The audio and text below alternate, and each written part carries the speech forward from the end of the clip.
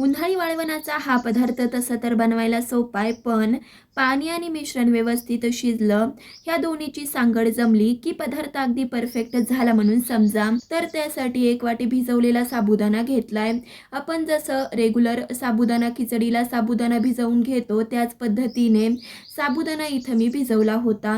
आता ज्या वाटीने आपण साबुदाणा घेतला होता त्या वाटीने 5 वाटी पाणी गरम केलं. त्यामध्ये चवीपुरतं मीठ घालायचंय. पाण्याला उकळी आल्यावरती घेतलेला साबुदाणा घालायचा आहे. पाण्याला उकळी आल्याशिवाय अजिबात साबुदाणा घालायचा नाहीये. पाण्याला उकळी आल्यावरतीच साबुदाणा घालायचा आहे. घातलेला साबुदाणा एकदा तळापासून हलवून घ्यायचा आहे आणि साबुदाण्याचं हे मिश्रण शिजवत ठेवायचं आहे. तोपर्यंत मोठ्या आकाराचे 3 बटाटे अशा पद्धतीने वरचं साल काढून घ्यायचं आहे.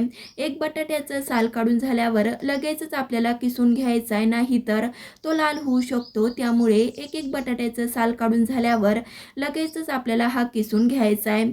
आता इथं मी मोठ्या आकाराचे 3 बटाटे घेतलेत.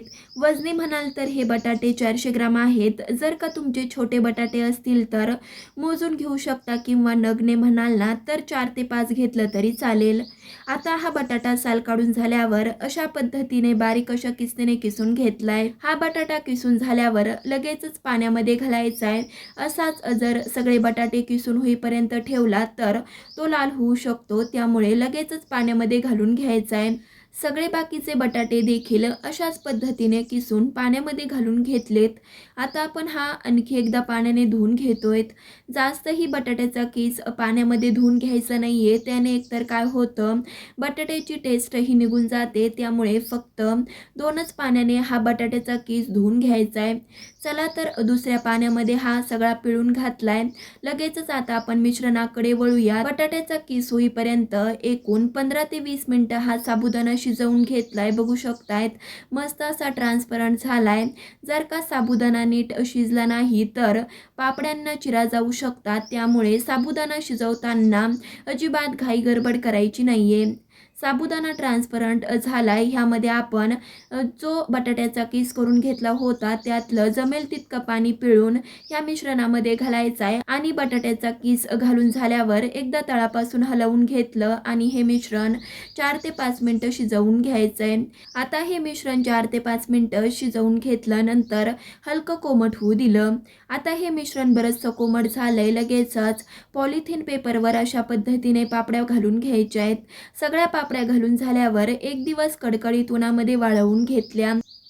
ह्या पापड्या पाहू शकतायत मस्त अशा पारदर्शक झाल्यात.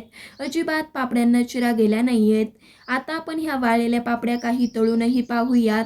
तर त्यासाठी इथं मी तेल गरम केलंय.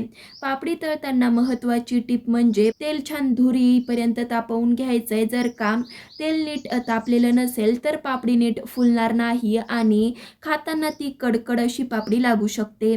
तेल चांगलं कडकडीत गरम झालंय. पापडी सोडायची आहे. बघू शकतायत मस्त अशी ही पापडी दुप्पट फुलतीये. ह्याचाच अर्थ की आपली पापडी परफेक्ट अशी झाली आहे.